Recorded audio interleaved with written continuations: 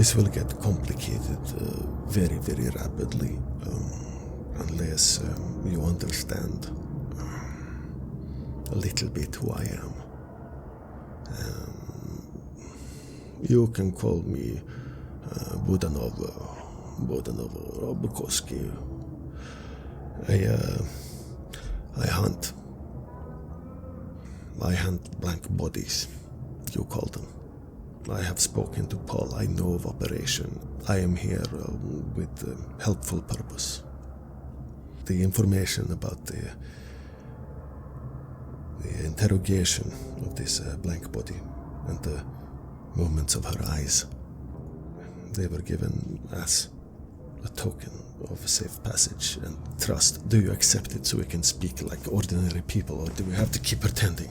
It will waste much time. Well, you certainly don't beat around the bush. No, I do not.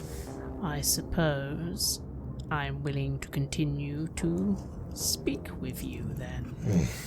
And I kind of lean back a little, admittedly still not entirely trusting this person, but if he knows these things, well, Paul must have told him something, so I guess I will have to listen.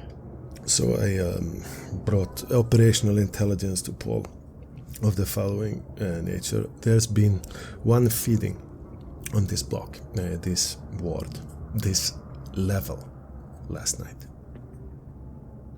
The person in question is a Jordi Tagwell. He is, I believe, from South London, Croydon. You've already heard some of this. Do you mind me asking how you know it is a quote-unquote feeding? Look, you hear 1 day, 2 days, 3 days, this happened. Acute anemia. Somebody saying commotion in cell. I heard this. Sounds of wrestling, someone banging a door, maybe ripping in concrete. Someone. There was 2 people in that cell last night, not 1. 2 people in cell. Now anemia. What do you think? Well, it certainly is suspicious. However, if you've been speaking with Paul, you'd be aware that our possible investigation is based on older information. You've been here how long exactly, if you don't mind me asking? I've been same as you, but I know details of Operation Firebrand very, very sparse in our end. My neck of the woods, very sparse, but existent. Are you saying you're part of another agency or organization? Look, in here we are part of same agency. Maybe we always were. Maybe we should be. Maybe agencies are bullshit and we're facing something that should make us throw away these ridiculous operational procedures and acronyms. But no, I do not belong to FSB. No, I am not Russian intelligence. No, not Czech either. Interesting. All right then, for the moment I suppose it's irrelevant. Well, yes, this information is certainly interesting. It's a bit strange though. After all, I do believe that the blank bodies already have a supply of food, so why would they need to get it in such a way? Unless, do you have any information on the individual being taken to the infirmary at any point? Miss Bentley? No, not yet. Still not acute enough, apparently. Well, if you truly are helping pass information, then you can pass this. They're keeping it in the infirmary. Special marked bags of blood. I believe they are infected with the pathogen. I do not have evidence of this yet, though, other than observational. I'm trying to get in there at this point. Excuse me, contaminated or fully replaced with their blood? Again, I need to examine it. Would you have me tell you on an observation? Good. I've seen it for 5 seconds and interacted with it briefly. I was quickly told, don't use that blood, use this blood. And then I very quickly noticed that there was set aside a very specific amount of blood bags for a very specific purpose. They are labelled. I intend to try and get a good look at them, but I can't do it right now. Oh, I will relay information to Paul. Other information he asked to relay is he would like to, basic survey, feeding habits, sleeping habits, the things, the signs. Start making memorization of those things as one step. Also, if any one of us can procure a telephone or other recording device, we can see if said blank body moves unseen. Yes, well, I suppose I'll leave that to you. Keep in mind, though, that there is a high chance there is more than one. More one? Yes. This place? Yes. That would be, At this point, I kind of pause for a moment, and then I decide, you know what? I don't really care if I'm actually giving stuff away to this individual at this point, because this whole thing is ridiculous anyway. The information that has me and Paul in here is based on the idea that there could be multiple. This will mean very bad situation, maybe. I fully acknowledge I'm the one who is new here. He gets up and paces frustrated back and forth in the cell. And Paul clearly is in command still. And I acknowledge this. I'm here not specifically to aid you. I am here as a consequence of earlier actions, but I'm also instructed to aid you. And I will. Good. Like I said, this is beyond simply a hunt, as you put it. This is an attempt to uncover a cover. As in, this may be an operation of the blank bodies. This, meaning the prison? Yes. Mine. No. Oh. If you are right, we are not serving a short sentence. No. But who knows? Maybe I'm wrong. I don't know. At the end of the day, Mr. What was it again? Bodanov. Mr. Bodanov, at the end of the day, we are all victims of circumstance here. Then, let us stop being victims. There is a yard time tonight. I can arrange. I am in process of arranging one package being thrown over the wall, inside that is nearest to street, west corner. Be at yard. Keep your eyes open. Wait, there's one other thing. Let Paul know that I need to play a game of chess with him. Oh. Yes. It's part of a... I have a way of getting some time in the infirmary, but I have to play ball with some of the local peasants, or pawns, if you get my meaning. I understand. Opening move is always a pawn move. I will instruct him. You are getting in on the local gambling rings, from what I understand. It should be in the shop. You must heard of it, 213. Yes, exactly. It's to get access to the medical area. I heard gaming there. You know, there are no cards here. You can't get proper cards. But the chess game, well, sure. Backgammon, sure. Cards, no. No cards. Why not? They are preventing gambling. Interesting. No dice either, yeah. Alright. Forgive me, but it's probably best you leave now. Not that I'm enjoying your company, but again, just suspicions and all that. No, enjoyment in these things, and he slaps your shoulder, is highly optional and very secondary. He moves out and leaves the door slightly ajar, humming something as he makes his way down the landing. I let out a sigh of relief. On the one hand, I do believe he is helping Paul, but on the other hand, I have no idea who this madman is, and already I'm getting tired of even more pieces being added to this board. Not really a game I actually want to play at all. But never mind.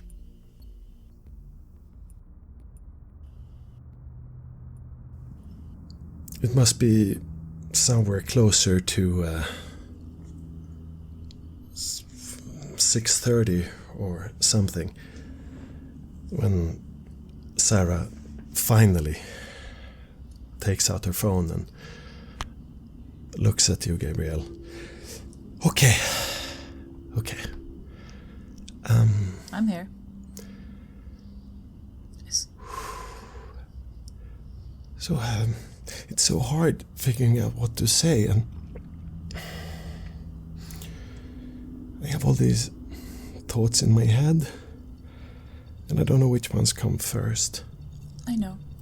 Just stick to the basics. Tell him you love him, that you miss him. It's all that is important, right? And I'm here. I will be here the whole time. Okay? Just don't hang up. If it gets hard, just hand it over to me then. Okay. You can do this. I put my palm up on the table for her. If she wants to take it, she has a hand to hold as well. All right. Yeah, she does. As she takes out a number from her phone book. She's put it in there. Must have considered this 1,000 times. But now she's actually doing it. She presses the little green phone button, holding the cell to her ear.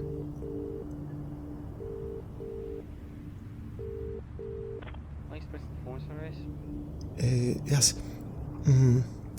I would like to schedule a call with Paul Richards. Can you hold for a bit? Yes, I can hold. That should be arrangeable, though he's currently renounced his cell. So Okay. That would be a time. Okay. But around 6 or 7 perhaps. Yeah. I'll call then. Very good. Yes, bye. You. He's injured. He's or something. He's What did they say? I was told to wait until I was told to wait until they were going to check maybe in 2 hours. So at sometimes 7 o'clock, maybe. Okay. I hope. He was. I don't know. They said he was confined to his cell. Was it? Has he been hurt or something? Oh, I knew I wasn't going to be able to just talk to him like that. Sarah? Stupid. Shh. Sarah. It's okay. It's okay. If they call back at 7, let's occupy ourselves with something. I don't know. Watch a movie. Play a game. Whatever. It's gonna be fine. Just don't freak out, okay? Okay. Because then I will freak out as well. And we don't want that. Okay, so just let's keep each other sane and calm and do something to pass the time. Yeah. Have you eaten? Yeah. A little bit. I could go for a bite, but I mean, you don't have any weed, do you? No, but I'm thinking about my little gang of Adidas wearing punks in the park. And then I sigh and be like, I could go and get some maybe. I mean, you're something else. You're amazing. That would really help. I mean, don't ever. Yeah. A parent, don't ever obviously tell Dad, but No, you can't tell him either. I think I'm crazy. I will never tell Dad. But you're ever. a grown-up, Sarah. You need to think like a grown-up. Yeah? Yeah. We talked about this, right? Yeah. You being a grown-up, making your own decision. We talked about this before this whole prison situation. So you sit here. I will go down to the park and see if there is any weed to be had. It's gonna be fine. Fuck. I'm thinking to myself, what? Okay, it's okay. She's grown up. I take my coat and go out in the park. I also check the note. Is it still there? It's still there. No one has answered, but it's still several hours before sundown, so you're not really surprised. The question is, in which one of these two open, slightly grassy spaces would it be easier to score drugs? A, the small park in an industrial area, half a click from Gabriel's dingy place, or the yard of the Armley, where Francis and Lamprey and Slaudas and a bunch of others, maybe 20, 30 others, are milling around. Probably the money should be on the yard. Okay. The Russian Bodanov is moving on the other side of the yard, on the eastern side. The yard itself is shaped like a sharp wedge with a blunted end. The wedge goes towards the radial, and the outer edge is closer to the wall, to the city, to freedom. We've seen this yard from the windows in your little pads. From the cell windows it looks like there's a back street with two semi-open pizza restaurants, a Vietnamese place, and a couple of storage facilities in the shore guard. That is roughly what is outside. So that side is probably fairly easy to approach. All of these things run through your mind, Francis, as you're out there on just a quick word from a strange Russian that something's gonna get chucked over the wall. But there you are. Well, there's not much I can do other than look around, try and keep alert, be ready to, I suppose, collect a package for this man. I assume Paul's going to be here. Paul, the door opens once during the entire day, and that is fairly late. Somewhere closer to 5:30. Handlebars comes over. He sets down a small plastic cup. It has 4 or 5 pills in it. And also the dinner plate. It's also yard time. Might be a good time for you to stretch a little. It is public yard, so please stay on the eastern side, on the side of the small fence in the middle. Doors unlocked now for 1.5 hours until bang up. Have a good meal, sir. Understood. Cheers. I decide to have the meal first and then go out. It's not like it's piping hot off the stove, so it's easy enough to get it down fairly quickly.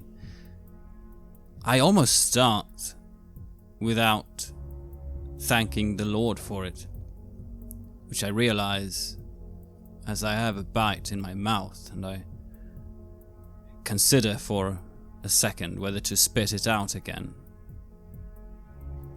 But I swallow it, and then I say a little grace myself before wolfing down the rest. It's hard to really know what the taste is supposed to be. It's peppery and a bit bitter. Some sort of meat sauce, rice. It goes down and at least gives you some strength back.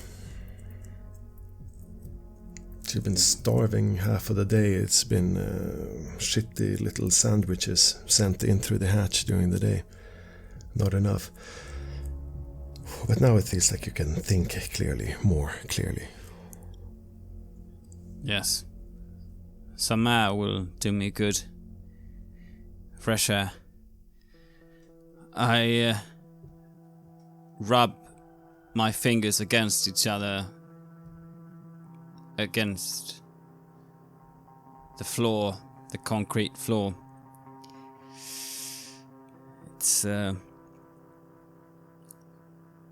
It stings where I've bitten off the nails, and I get a bit of the peppery sauce on them, giving it even more of a bit of pain. I get up, I wash my hands, and start to move decisively towards the yard, thinking that maybe there's a point in letting him know about Rudy as well. When was it that he was gonna come here? Days. Could be now. He could be out there. But he's not. But all the others are. Or at least around 20 of them. There's a kind of circular motion going on with groups of prisoners. In the middle there's a bunch of maybe 5-10 guys. A majority of them Middle Eastern. One Italian looking guy and a couple of big blonde footballers. They're talking to each other in small groups, standing mostly still but moving a little bit circular. Just outside them, a bunch of tough guys, mostly. Hard man. There's Bodanov, there's... I guess Abi would be here if he was still on his feet. Donnie's walking in the middle. And in the outskirts there's others are moving around. Not really welcome further in. You spot Francis there in the outskirts. Yeah, mostly he's there. He's standing close to a wall. He's found a tennis ball somewhere and he's throwing it against the wall. But within 3 throws it's taken away from him and he starts walking slowly round and round with his eyes on the ground. It's almost ritual. So where do you head, Paul? I see Francis and the others. I see the groups. I see the people that I've started making lists of in my head. Some of them I don't even know the names of, just faces that I've observed. I move away towards the eastern side as I've been instructed, and I draw deeply on the spring air. Oh, it's fresh. For a second, until a waft of some garbage come drifting in across the wall. Something's been left outside for long, and now Lamprey meets your gaze with his big, shiny eyes. Ah, Governor, crush, how's your father? You really shouldn't be out here on the east side all alone. Allow me to accompany you, good fine villain as you are. You should absolutely be walking middle, if not center, after you walking around here. I would not go for the low profile. He basically grabs you over the shoulders and starts heading into the middle circle and starts walking half a circle. Nobody's protesting. Nobody's making a move. And you're just there. Some younger guy, maybe in his early 20s, comes up to you and stretches a cigarette towards you. Want a smoke, Governor? I let myself get drawn along. I look at the cigarette, and I think for a second, look up at this guy. You good? No, good. Thinking, who was he? What does he want? It's a thin, pasty guy with freckles. His nose barely protruding from his face. He's been smashed in. Wide, curious eyes. A big smile. Hi, I'm Lester. Take the pack. He's got big teeth in that mouth. He gives me an entire pack. Yeah. This is currency, I think to myself. I take it and I give him a nod and I take a bit of a smoke. I remember a Lester from one of my... No, that was actually during my Navy SEALs training. And I smoked back then for a little while too.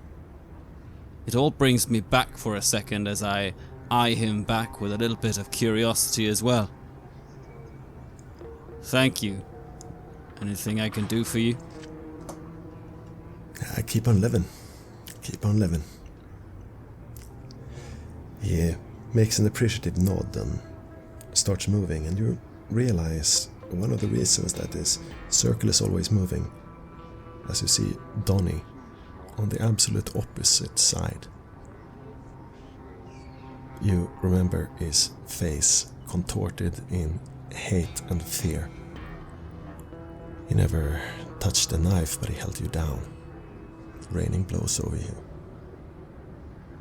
But not even he or his crew are capable of saying a word as you pass around, being subtly eyed by the men in the middle.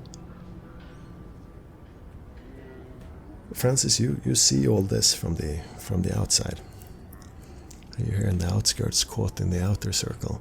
Yes, it's all a bit of a palaver, really. Again, I'm trying to keep in mind what I'm supposed to do again. At some point a package is supposed to arrive. How the hell am I supposed to collect it in front of all these people? Package. Fuck me, you're supposed to find it. Bodanov keeps his eyes low, but you can feel his eyes on you now and again. Time should be... You can't be out here much longer. So for the both of you, even though you're not actively looking, Paul, there's a chance that you will spot something. But also you, Francis. And I think that... how are you going to try to make sure you see the package, Francis? Well, I'm going to use awareness, of course. I suppose I will rely on my wits. Yeah, this is it's a quick job and being hyper aware of the situation. And I think that the same thing for you, Paul. So, wits. Very good. I do try to stay aware of the whole situation. That is probably wise in your case, yes. That is a critical success, meaning 6 successes. Yeah, and you, Paul? I only have 2 successes. Paul, you spot it before it comes. There's a guy 2 steps away from you. He makes 2 really quick steps forwards towards you or possibly Lester. He's lunging. What do? Someone is lunging. You don't see who, you just see some dude. I'm going to quickly turn around toward him and just give a loud "Huh!" trying to somehow intimidate him with a loud noise. Yeah, intimidation plus charisma. That is also a critical. We've got 2 10s. So what does that give me? They double up, so that's 4 successes. he shrinks back. Like, just stops in its tracks. Just everybody stops. Suddenly, everybody stops. And Donnie's looking at him. And he just runs over the circle, past two of the guys in the middle, and just goes for Donnie. And just puts a big fat slap right in his face. Donnie shakes, and something is thrown over the wall. And in exact that moment, when everybody's distracted, it lands no more than 3 yards away from your feet, Francis. I blink. You saw the parable, and you perfectly saw it coming in the second it did, even with those distractions. Well, with all that, I just quickly lean down, pick it up, shove it into my pants. About the size of 2 cigarette packages or something, and it's in. And as soon as it's in, I turn to look at what's going on, looking as startled as everyone else. I take a deep draw on the cigarette and I throw it on the ground. I start walking again. You walk calmly in the circle. The circle starts moving. Eyes from the middle fixed on you. And at that moment, screws burst out of the door. There's... Hey, step down there! Jaw it over, break it up! And then handlebars come running forward, placing themselves between Donnie's gang and you. And the screws are just out there starting to empty people out. It's too quick. Nobody makes a fuss about it. You can see Lamprey is swinging by you. Oh, that was quite an impressive show, sir. We must do this again. Tally-ho. Cheers. And he heads in. I don't have time to ask him what it was about, but I'll find out soon enough anyway, so I'll take it for what it is. I, meanwhile, racking my brains. What was I supposed to do with the package again? Was I supposed to keep it on myself? Was I supposed to give it to the Russian when I next see him? I thought I was going to speak with Paul. Russian is being taken in through the door by 2 screws now, so if that was the plan, it's not happening. Wonderful. Well, I'm not talking to Paul either, at least not now. Okay, I guess I just have to keep it on me. Keep whatever it is on me. For now. As you make your way in, Paul, the screws are fairly polite, handlebars at your side. It comes up to you. All the others are being moved in through the recreational area, past the cafeteria, up the stairs. You're about maybe 10 steps behind with handlebar. Richards, you have a phone call waiting. Yes. Who? Your daughter, Sarah. She's scheduled for 7:30. As he says that, it's like a punch in my stomach. It just stays and stops there. Takes me completely off balance, but I try to keep a straight face. This way. Sure.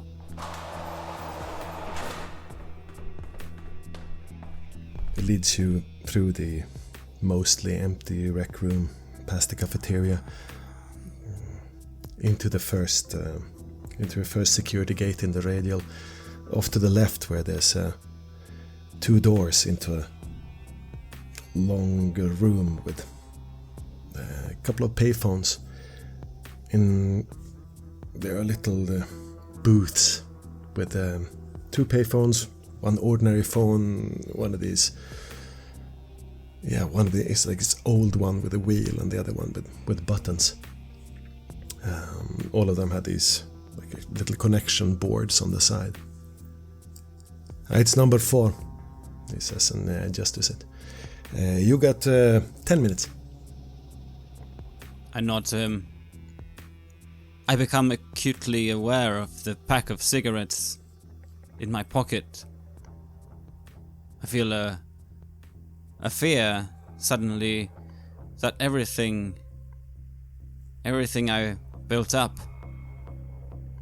all the appearances, any excuses or reasons for myself that I've built up just to justify me being here, just melt away. I feel exposed, and I have to steady my hand from shaking as I go up to the phone and I pick up the receiver. You will be connected to your waiting call. Please hold. Deet, deet, deet. Sarah? Sarah's on the couch. She's snubbing out the last of the joint. She looks at you, Gabriel. Would you, Can I be alone just for the first 2 minutes? Sure. Okay. There isn't much room to be alone in this little space, but I step out in the corridor, but I keep it ajar because I want to listen in anyway. But I step out. You step outside in the gloom. The sun has been setting for the last hour and a half. You can hear Sarah's voice in there. Okay, patch me through. Deet, deet, deet. Dad? Dad, you there?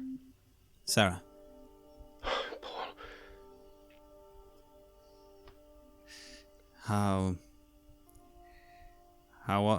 How are you? I kind of clench my teeth in awkwardness. I'm fine. I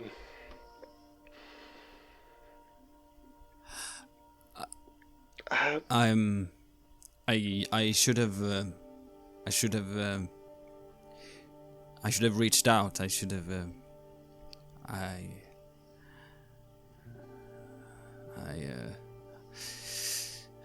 Yeah, maybe you should have. Maybe you should have reached out. We've been worrying ourselves sick out here.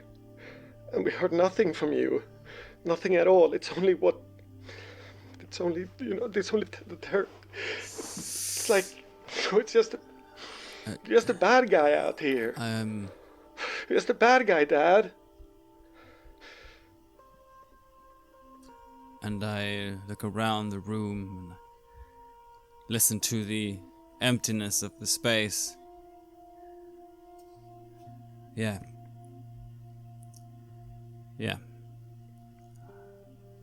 You listen to the emptiness of the space, and it's hard. She's here. You wished for it. In the distance, they're screaming. Francis, you hear it louder in your cell. Donnie is not in there, he's somewhere else.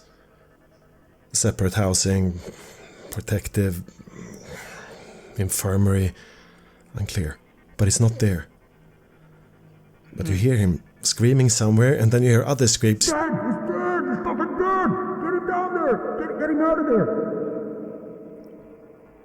First of all, I was, upon noticing my cells empty, quickly trying to go to my bunk and secure away the package somewhere, maybe beneath the metal railings or something, so it was hidden, but... Yeah, just as that happens, that's when you hear it.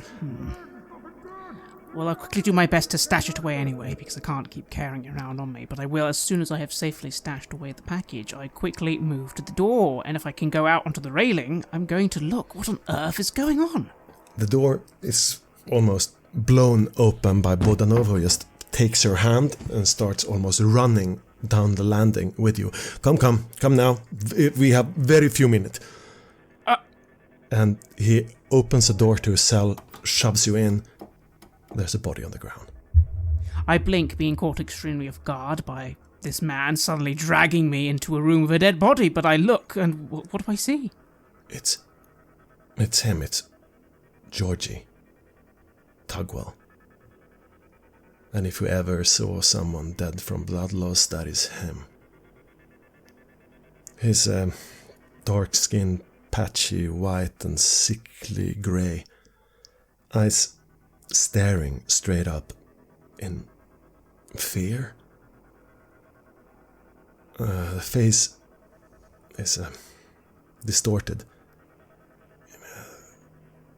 like a scream that cut off, mouth open, frozen open.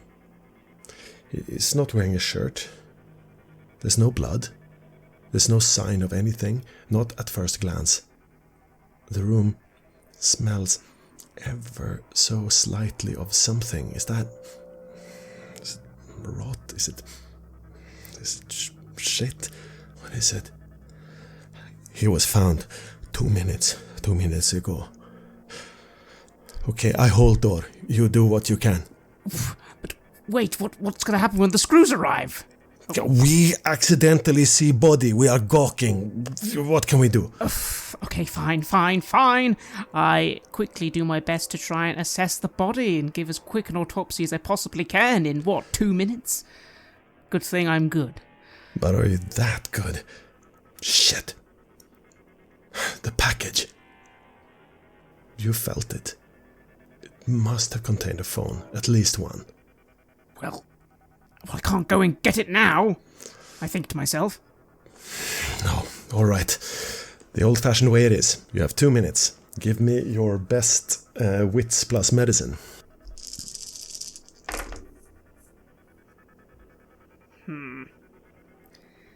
Well, as time is short and I'm stressed, I'm not focusing as well as I could. But this is important. And once again, I will spend one of my rapidly dwindling willpower to attempt to make this just a bit better than that. 3 successes. Okay. No visible marks. No anywhere. That's one bruise there on the inside of the thigh, maybe. Another bruise on the neck, maybe. Those are 2 slight... No, that couldn't have killed him. Couldn't have bled him that way. Impossible. But wait. There's a little blood just there, where he's sitting, under the bed. A little fleck there. Look, over there, another one. Blood has been spilt here, quickly cleaned away. With something. Somebody's been in a real hurry, and the blood is... It's impossible to tell if it's fresh or not. It could have been there a long time. It has hardened enough. And there are the screws. Fuck, they're outside the door now. Come, hurry, now! Bodanov goes barging to the door, making some kind of distraction, getting out of the door and pretending to be sick at the railing. Oh, terrible! How can this happen? How is this British system? Are we in fucking Siberia? What is this? As he makes this distraction, I do my best to start making my way out of the cell, but trying just to go past where I see the blood on the ground and just get a quick look at it. Quick look at the blood. Fuck. There's not enough light. You could maybe reach out and touch the blood. It looks blackish. Oh, how unhygienic.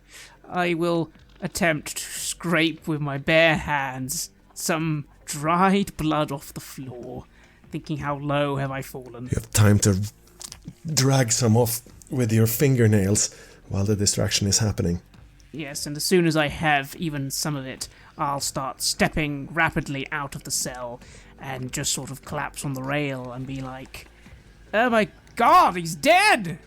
Yeah, step aside, move aside. There's nothing. Oh, yes, Yeah, yes. I knew you're volunteer personnel, but this is not for you. This is. Sorry, I thought I could help, but maybe. But okay, yes. A train is coming. 5 more of them, just bam, boom, boom, boom, boom, boom, coming down the railing, full blow. One of them has a stretcher.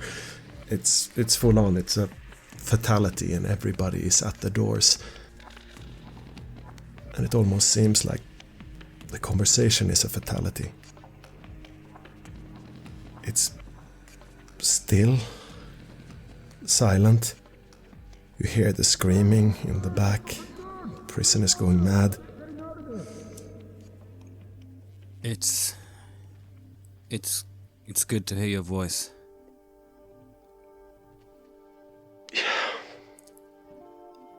It's good to hear yours. And none of that matters, Dad. I love you and I believe in you. And I believe that whatever you did for the right reasons. And everybody treats you like a villain out here, but I don't. You have me. I'm here. I'm coming to see you. Just hold on, Dad. I can't. Every day feels like Sarah. a lie. I start to treat you like Sarah. you don't exist. I love you, Dad. Sarah, I love you too. I know how everyone in the family always listened to me except you, but you must know this, that if there was ever one that I listened back to, it was you. What you told me down in Brighton, when you told me that you thought I was a sinner. Nothing no one else had said, or could have said, could have affected me so. It made me question a lot of things. Now I'm on a path. I pray. I keep faithful. I do what I think is right. It doesn't really matter, just as long as you... Just... Stay you. Keep being you. Please. And I'll come get you. Somehow I'll come visit you. I'll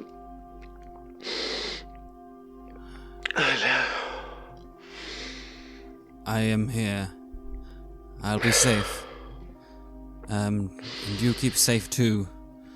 Don't forget. I know you have your own life. I know you have your own friends, and you were exploring and you were finding things that I know the family doesn't agree with.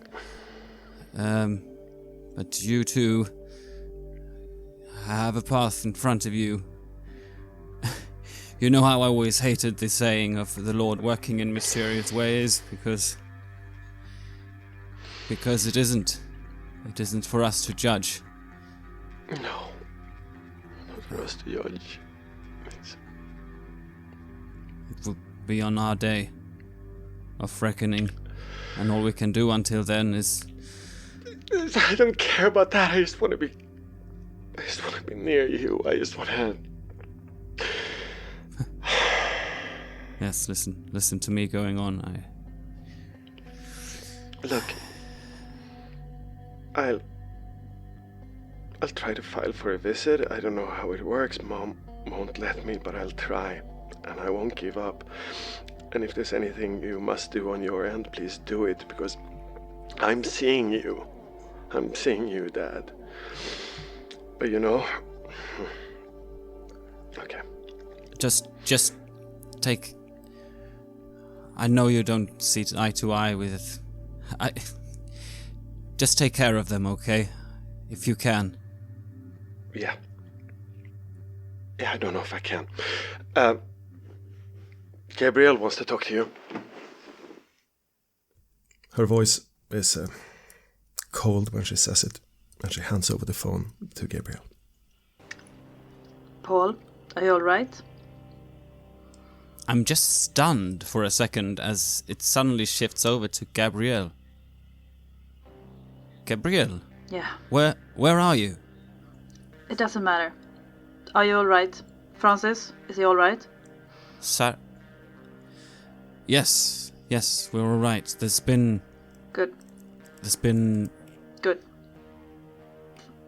Paul, Someone has... this is not a secure line. I just want to say that... fuck. I have a plan. But I need some time. So you need to kind of stay put. Keep your head down. I don't know. A couple of weeks. Okay? And I've been approached. You what? By who? Can't talk. Need to find a place where we can talk, but I need time to arrange it. So please, just take care of Francis, okay? And I got Sarah. It's not optional. It's not optimal, but we are all right. I got her, and it's very good to hear your voice. Okay. Your call will be disconnected in 1 minute. Yours too. Okay. Fine. Give my best to Francis if you can. Okay. Yes, I will. Now, keep each other safe then. Yeah. I'm very overwhelmed by everything that's going on, and I feel I need to process it. I'll see you soon. Yeah. Okay. Don't trust anyone, okay? Okay? I'm about to hang up, and then I hear the next okay coming through. Sure. Be careful. You too. I hang up the phone. Lean against the wall. You hear the commotion outside. There's no time. There's no time to stand still and contemplate. I pick up the pace and I start moving out. What's going on? You come out and you see him. Or what was him. You never knew him at all. He's 2 cells away. This must be Tugwell. And he sure as hell is dead. That anemia. Whatever happened to him. Who ever happened to him? Killed him. If this was Ellis, she killed a man. And now, she has your daughter.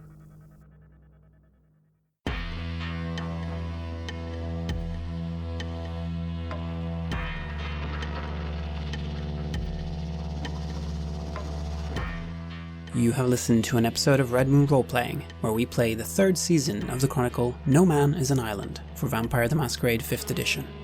Our storyteller was Martin Eriksson. We were also joined by Anna-Karin Linder. The music was created by Lola Zaza, and the sound effects are from the fine folks at freesound.org, zapsplat.com, and Sirenscape.